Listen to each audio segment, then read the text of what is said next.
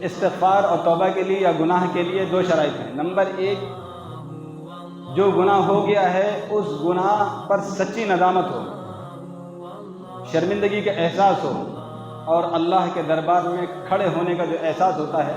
وہ اس کا استحضار کریں، اس کو دھیان میں رکھ کر کے اللہ کے سامنے اپنی شرمندگی بھی پیش کریں گے، اور دوبارہ اس گناہ کو نہ کرنے کا پکا ارادہ ہوگا، پھر ہماری توبہ قبول ہو جائے گی۔ حضرت حسن بصری رحمۃ اللہ علیہ تابعین میں سے ہیں، ان کے دور کی بات ہے۔ ایک خاتون تھی، ان کے شوہر کا انتقال ہو گیا، بیوہ تھی، اور شوہر نے بہت مال و جائیداد چھوڑ رکھی تھی، اور ان کا ایک ہی بیٹا تھا۔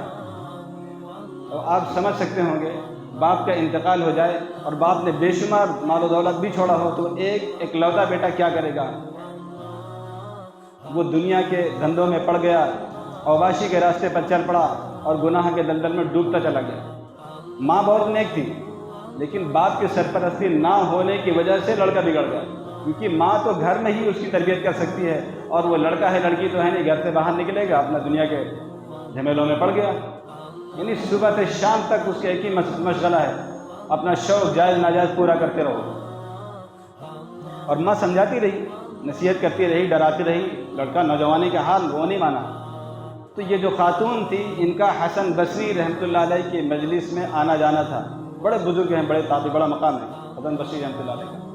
انہوں نے اپنے بیٹے کا تذکرہ کر دیا کہ حضرت میرا بیٹا ہے، گناہوں میں پھنس گیا ہے، بہت کوشش کرنے کے بعد، بہت منتیں کرنے کے بعد، سمجھانے کے بعد وہ ماننے کو تیار نہیں ہے، اور میں چاہتی ہوں وہ آپ کی مجلس میں، آپ کی خانقاہ میں آ جائے، اور آپ کی صحبت میں رہ کر کے اس کا کچھ مسئلہ حل ہو جائے، گناہوں سے بچ جائے، نیکیوں پر آمادہ ہو جائے۔ وہ اس پر بھی تیار نہیں ہے، بس اب ایک ہی راستہ بچا ہے کہ آپ ہی دعا فرمائیں میرے بیٹے کے لیے، اللہ کوئی حل نکال لے گا، اللہ مسئلے کو حل فرما دے گا۔ تو وہ ماں بھی دعا کر رہی ہے، حسن بصری رحمۃ اللہ علیہ نے بھی وعدہ کر لیا، لیکن بچے پر اثر نہیں۔ کچھ دنوں کے بعد بچہ ایک مہلک بیماری کے اندر مبتلا ہو گیا، یعنی ایک شدید بیماری لگ گئی، اور ماں کو یہ یقین ہو چلا کہ شاید میرا بیٹا صحت یاب نہیں ہو سکے گا۔ مزید پریشانی بڑھ گئی کہ گنہگار بیٹا ہے، اور اگر اسی حال میں مر گیا تو اس کا کیا ہوگا؟ ماں ہوتی ہے۔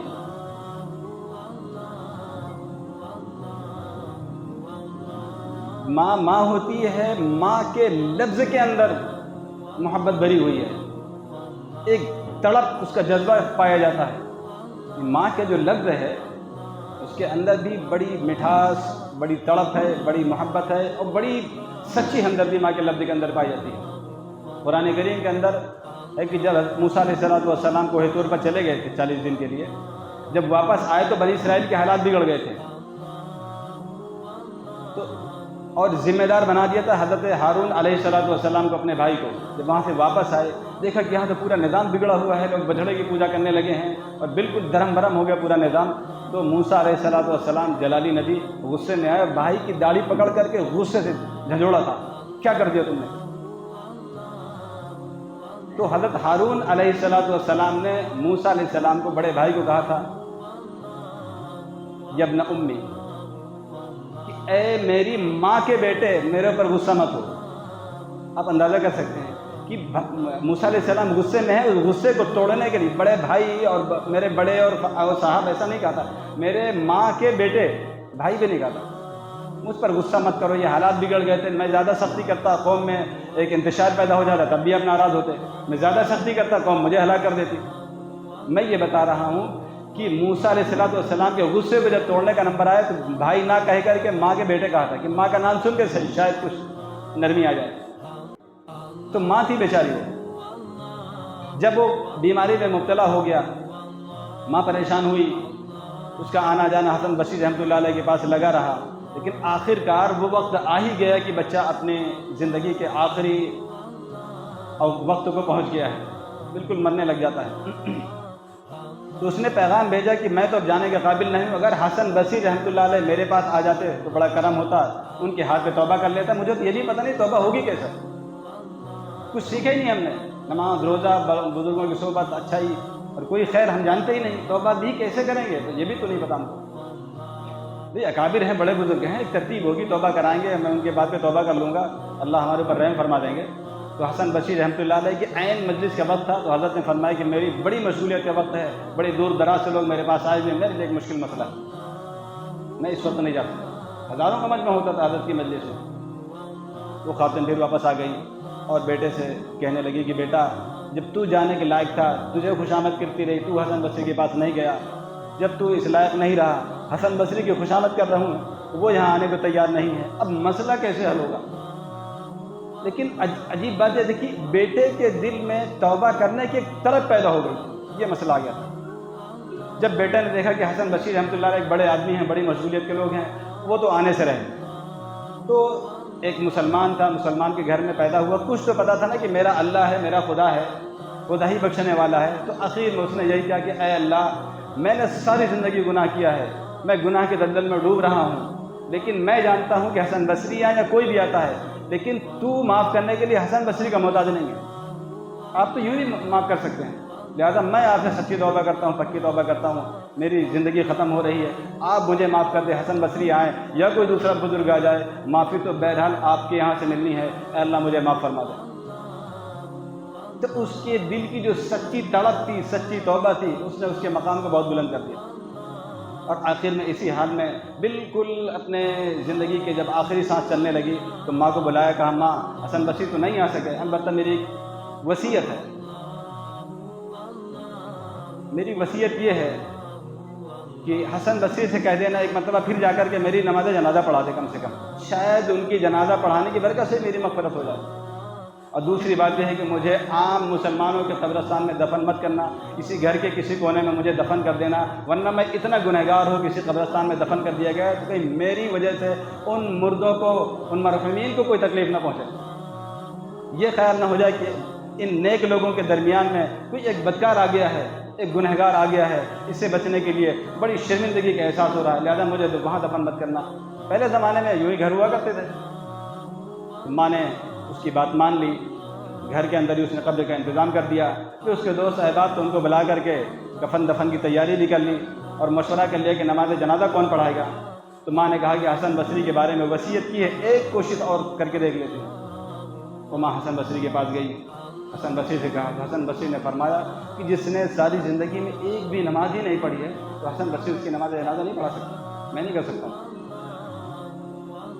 ماں مایوس ہو کے واپس آ جاتی ہے، پھر گھر کے جو اڑوس پڑوس کے لوگ تھے، خاندان کے لوگ تھے، ان کے حوالے کر دیا، جو مرضی ہے تم لوگ کر لو، کون نماز پڑھا تھا تم مشورہ کر لو۔